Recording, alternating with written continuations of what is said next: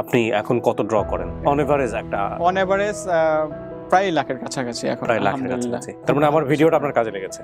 মানে আমি কি বলবো যে মানে আপনার কাছে যে কি কৃতজ্ঞ মানে এই ব্যাপারটা নেই। এখন শুধু আপনি আমাকে না, আমার মতো এরকম হাজারো শেষ হয়ে যাওয়া, নিঃস্ব হয়ে যাওয়া তরুণ বা লোকজনদেরকে আপনি তাদের ফ্যামিলি সহ আপনি মানে বাঁচাই নিয়েছেন। হয়তো আল্লাহ আপনার আলহামদুলিল্লাহ, আল্লাহ আমার মাধ্যমে মাধ্যমে করিয়েছে। আপনার নাম? আমার নাম মোহাম্মদ নাজমুল হোসেন। নাজমুল হোসেন। আপনি কোথা থেকে এসেছেন? আমি সিরাজগঞ্জ সাদাতপুর থেকে আসছি। সিরাজগঞ্জ থেকে এসেছেন। আপনার বয়স কত এখন? 33+। 33+। ওকে, কি গল্প আপনার একটু বলেন তো আমাদেরকে।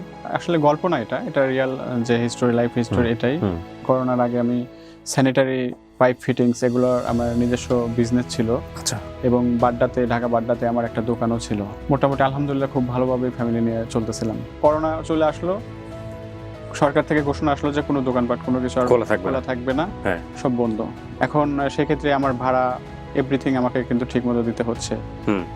তো একটা চিন্তার ভিতর পড়ে গেলাম এবং ওখানে বেশ কয়েক লক্ষ টাকা আমার ছিল, রিজার্ভ ছিল, যেটা সঞ্চয় ছিল আর কি।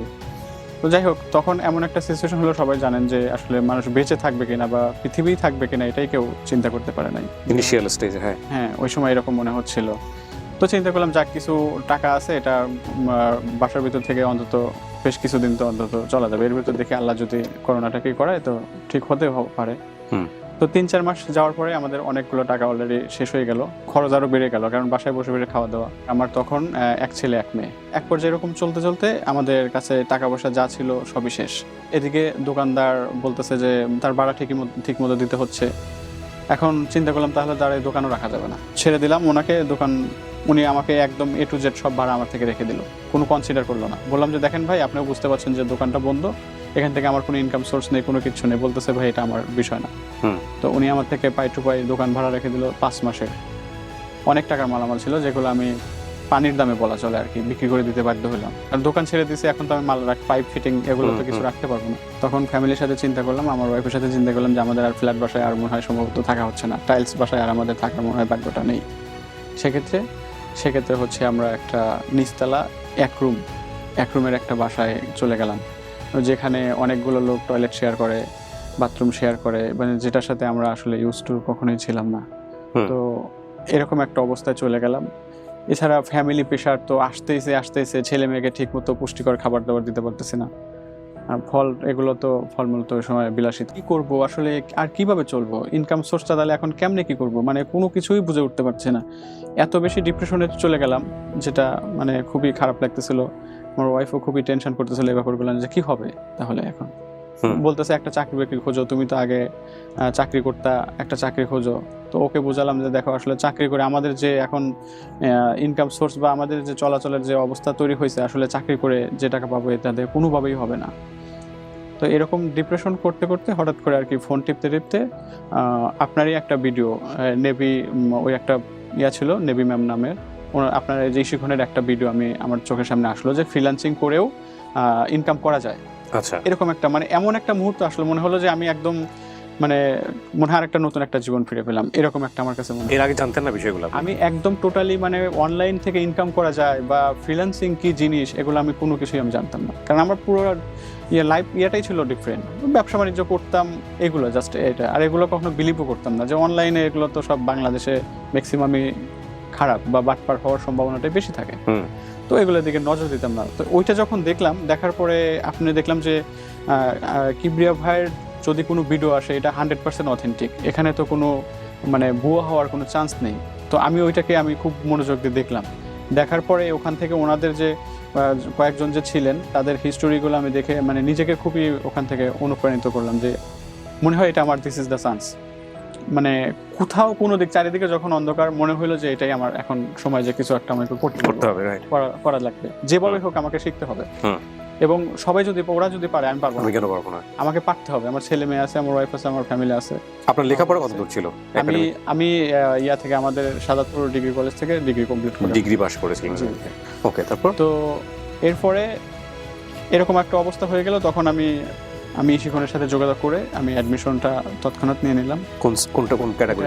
ডিজিটাল মার্কেটিং এর উপর। Digital marketing. সবার একটু আমি মানে অভিজ্ঞতা নেই, ভাবছি যে ফেসবুক বা ইনস্টাগ্রাম এই রিলেটেড কাজকর্ম ম্যাক্সিমাম থাকে, তো ফেসবুক তো টিপাটিপি করি, তাহলে সেক্ষেত্রে ডিজিটাল মার্কেটিংটা মেবি আমার জন্য এটা ভালো হেল্পফুল হবে। হ্যাঁ, হ্যাঁ, তো এটা নিলাম। কিছু বোঝা নাই কিন্তু যে আসলে ফ্রিল্যান্সিং কি কিছু না, ওইটা দেখেই আমি কোর্সটা নিয়ে নিলাম। নেওয়ার পরে যথামতো ওনাদের ক্লাসগুলো করতাম এবং ক্লাস আসার আগ মুহূর্তে খুবই এক্সাইটেড থাকতাম যে হ্যাঁ ক্লাস করব, মানে কি আমি শিখতেছি, আমি জানতেছি অনলাইনে।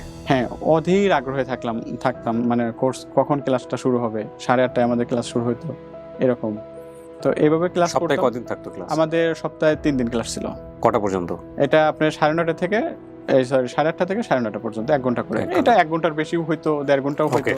ওখানে আমাদের যে মেন্টর ছিলেন, আসলে নামটা বলতে চাচ্ছি না, বাট ওনাকে ম্যাক্সিমামের একটাই প্রশ্ন ছিল যে আমরা কি এই 3 মাসের কোর্সটা করেই কি ইনকাম করতে পারবো? তখন আসলে ওই আমাদের যে বস ছিলেন উনি বলল যে হ্যাঁ এটাও পসিবল, বাট সেরকম করে যদি শিখতে পারেন তাহলে পসিবল, তবে 6 মাসটা হইলে পরে কনফার্ম পসিবিলিটিটা বাড়ে, এরকম বললো। কিন্তু আমরা তখনও জানি না যে আদৌ ইনকাম করতে পারবো কিনা, কিন্তু প্রচুর পরিমাণে আশা বুক বেঁধে আছে যে হ্যাঁ পারবো। সবার কি অবস্থা জানি না, কিন্তু আমাকে তো দেখতেই পাচ্ছেন যে আমার, বুঝতেই পাচ্ছেন যে আমার পিঠ দেওয়ালে ঠেকে গেছে, আমাকে এখান থেকে কিছু করতে হবে। এরপরে আমি শিক্ষণের আরও যে অন্যান্য মেন্টর আছে বা সাপোর্ট টিম যারা আছে তারা সহযোগিতা করতে লাগলো। আমি যখন যেটা প্রবলেম করছি তারা আমাকে হেল্প করলো। হেল্প করার পরে তারপরে আমি মানে কোনোভাবে আমি কোর্সটা আমার শেষ হয়ে গেল। কোর্স শেষ হয়ে যাওয়ার পরে দেখলাম যে না, আসলে বিষয়টা এরকম না যে কোর্স শেষ হলেই ইনকাম, এটা আসলে একেবারেই বিষয়টা এরকম না। কারণ এখানে যে যত দ্রুত স্কিলটা ডেভেলপ করতে পারে তত দ্রুত ইনকামটা আসে। এবং তখনকার বুঝতে পারলাম যে হ্যাঁ ফ্রিল্যান্সিংটা কি, মানে ফ্রিল্যান্সিং মানে যে এই যে লাখ লাখ টাকা ইনকাম বা এরকম, হ্যাঁ এটা হয়, বাট ওটা এরকম না, স্কিল ডেভেলপ করে দেন তারপরে এটা হয়। তো তখন আমি কোর্সটা কমপ্লিট হওয়ার পরে আমি আর কাজ পাচ্ছিলাম না। আমি সারা রাত জেগে জেগে আমি আমার যে ফাইবারে মার্কেট প্লেস আছে ওখানে আমি ট্রাই করতে থাকি বা বিকরে, কিন্তু নতুনদের জন্য যে কতটা কঠিন, আমি মানে রাত জাগতে রাখতে এক পর্যায়ে প্রায় সিক হয়ে গেলাম। এদিক থেকে আমার ফ্যামিলির থেকেও প্রেশার আসলো যে আসলে কিছু হবে না, শুধু শুধু এভাবে রাত জেগে বা এরকম বসে থেকে কোনো লাভ হবে না, কিছু হবে তখন না। মনে মনে কিবরিয়া ভাইকে বলতেছিলেন, কিবরিয়া ভাই মানে আমি চিন্তা করতে না, কিন্তু আমি তো দেখছি যে আমার আশেপাশের লোকজন তারা মানে আমি তখন একেবারে চোখের সামনে দেখতে পাচ্ছি যে হ্যাঁ তারা পাচ্ছে, মানে এখন আর কোনো দেখা মানে শোনার ভিতরে নাই, একদম আমি দেখতে পাচ্ছি যে আমারই হয়তো পরিচিত এক ভাই আছে, সে পাচ্ছে করতেছে। তখন আমার ভিতরে যে আমি ওই সময়টা আমার কখন আসবে, আরো বেশি বেশি ফ্রাস্ট্রেশন, মানে আমি আরো সারা রাত একটা না, আমি এমন আছে যে সারা রাত জেগে 8টা না সকাল 8টা বেজে গেছে, 9টা বেজে গেছে, আমি চলতেছে আমার বুঝি না বুঝি, কিন্তু আমি ট্রাই করে যাচ্ছি এরকম। তো করতে করতে ইতিমধ্যে তো ফ্যামিলিকে তো ঠিকই, আমার ঢাকার বাড়িতে যেহেতু আছে ফ্যামিলিকে আমার ভরণ পোষণ এটা তো দিতেই হবে। আমার ওয়াইফ যথেষ্ট সাপোর্ট করছে, কিন্তু বোঝেনি তো দিন শেষে মেয়ে মানুষ যত একটু ভয়ভীতি থাকে যে আমার সিকিউরিটি আমাদের কি হবে, আসলে এইভাবে যদি শেষ পর্যন্ত সাকসেস হতে না পারে তাহলে কি হবে। মাঝে মধ্যে একটু পিছু টান দিত যে আসলে এটা বাদ দিয়ে মনে হয় যে তুমি জব নিলেই ভালো হবে। তো আমি বলছিলাম যে আসলে ওই জবে 15, 20, 25 হাজার টাকায় আমাদের হবে না, আমাদের যে এখন জীবন চলার ইয়াটা হয়েছে আমি দেখি অবশ্যই আমি এটা শেষ দেখে ছাড়বো, জাস্ট তুমি আমাকে একটু সহযোগিতা করো। কে কি বললো ওইটা ডাজ নট ম্যাটার, বাট তোমার সাপোর্টটা এই মুহূর্তে আমার সবচেয়ে বেশি দরকার, শুধু এটাই আমি ওকে বলছি। এবং ও আমাকে সেভাবে সাপোর্টটা দিছে। দেওয়ার পরে এরপরে আমি আমার শখের একটা পালসার গাড়ি ছিল, কোনো দিক দিয়ে পারলাম না। তারপরে যখন আপনার স্বাভাবিক হয়ে গেল সব কিছু, তখন আমি কিছুদিন আমি আর কুলাতে না পেরে আমি মানে রাইড শেয়ারে আসলাম। এবং এইটা কেউই জানতো না, শুধু আমার ওয়াইফ জানতো যে আমি রাইড শেয়ার করতেছি। এবং আমি কি করতাম, বাইরে যখন আসতাম মাস্ক পরে পুরো ইয়া করে, হেলমেটটা আমি কখনো খুলতাম না, কারণ আমার এখানে ঢাকাতে বহু ফ্রেন্ড সার্কেল আছে যাদের সাথে চাকরি করছি বা বিভিন্ন ইয়াতে বড় বড় কর্পোরেট অফিসে আমি মালামাল সাপ্লাই দিছি, স্যানিটারি পাইপ ফিটিং, যেমন এই যে বিটিআই, নাবানা, এদের কাছেও আমি মানে মাল সাপ্লাই করছি। তো আমি এইভাবে আর কি অনেক দিন আমি রাইড শেয়ার করছি। এরপরে আমি চলে গেলাম সাভারে গিয়ে আমি কিন্তু লার্নিং পর্যায়ে আছি, আমি ছাড়তেছি না, যে যাই হোক আমি যেটাই করি, আমি কামলা বেচে খাইলেও আমি এইটা ছাড়বো না, আমি এটা শেষ দেখে ছাড়বো। এরপরে আমি চলে গেলাম সাভারে গিয়ে ওখানে তো আরও ইনকাম সোর্সটা কম, ঢাকাতে অনেক খরচ বেশি হয় দেখে সাভারে গেলাম, যা দেখি যে ওখানেও তো ইনকাম সোর্স নেই। এরপর ওখানে ডেলি মজুরি যেটা আছে যে 500 টাকা করে, যে রড হেল্পার বলে যেটা আর কি, আমি সেই কাজটাও করছি। ওরে বাবা, এটা কেউ জানে না, এটা একটা লোকও জানে না, এটা শুধুমাত্র আমার ওয়াইফ জানে। এবং এটা আমার কাছে ছবি আছে, আমি আসলে ছবিটা আমি দিতে চাই, দরকার নাই, থাক, সমস্যা নাই, আপনি বলছেন এটাই বড় কথা। সকাল 8টা থেকে ওখানে শুরু হইতো, এটা দুপুরে আমাদের 1 ঘন্টা টাইম দিত এবং 5টা 5:30 পর্যন্ত চলতো, মাত্র দিত আমাদের 450-500 টাকা। এবং সেটা ছাদের উপরে যে রোদের যে তাপ, বা যে রড আর যে পোশাক আশাক পরতাম, এবং সবসময় মৃত্যু ঝুঁকি তো ওখানে আছেই। মানে আমরা যেসব জায়গায় উঠতাম, আমি তো কোনো দিনও ওগুলোর সাথে আমি অ্যাডজাস্টই ছিলাম না। নিচের দিকে তাকাইলে ভয় লাগে, কিন্তু আমাকে তো দিন শেষে কিছু না কিছু ইনকাম করতে হবে, অন্তত ফ্যামিলি চালানোর জন্য আমাকে কিছু করতে হবে। আরও বিভিন্ন গবেষণা করলাম, রিসার্চ করলাম, যারা সিনিয়র আছে তাদের সাথে পরামর্শ নিলাম যে আমি কীভাবে সাকসেসটা হতে পারি। ম্যাক্সিমামই বলে না, মানে অথেন্টিক যে সিস্টেম যা ওইটা আছে ওইটা কেউ বলতে চায় না। তো এর ভিতরে কিছু ভালো মানুষ পেয়েছি যারা আমাকে ওই মুহূর্তে দেখছে যে অনেক ট্রাই করতেছে, হাল ছাড়তেছে না, তারা আমাকে ভালো ভালো পরামর্শগুলো দিয়ে আমাকে সাহায্য করছে, এবং আমি তাদের অ্যাডভাইসগুলো আমি নিছি, নিয়ে আমি ওইগুলো অ্যাপ্লাই করছি। দেন আমি ইনশাআল্লাহ আমি এই 8-9 মাস বা 1 বছরের মধ্যে হবে, আমি এরপর থেকে আমি এই এখন 1 বছর ধরে আর কি আমি এখন খুব ভালো অবস্থানে আছি। আচ্ছা, এখন আমি টোটালি বাইক বিক্রি করে দিয়েছি এই মুহূর্তে, আর কারণ বাইকের আমার কোনো কাজ নেই, আমার বাইরে বের হতে হচ্ছে না। আপনি কি ফুল টাইম এখন এখন আমি ফুল টাইম শুধু আমার ধ্যান জ্ঞান শুধু এটাতেই, আচ্ছা, এবং আপনার এখান থেকেই আমি আমার ফ্যামিলিকে আমি এই ডিজিটাল চালাচ্ছি। মার্কেটিং এর উপরে জি, কাজ এখন করেন। আলহামদুলিল্লাহ এইখানে এসে আমি এখন আলহামদুলিল্লাহ আল্লাহর কাছে হাজার শুকরিয়া, আমি এখন যথেষ্ট ভালো আছি। আলহামদুলিল্লাহ, আলহামদুলিল্লাহ। again, আপনি এখন কত ড্র করেন অ্যাকচুয়ালি মানে অন এভারেজ? একটা অন এভারেজ প্রায় লাখের কাছাকাছি এখন, প্রায় লাখের আলহামদুলিল্লাহ। কাছাকাছি। ওকে, আলহামদুলিল্লাহ, খুবই ভালো খবর। তো আপনি কি বলবেন, মানে সম্ভাবনা আছে এই ফ্রিল্যান্সিং?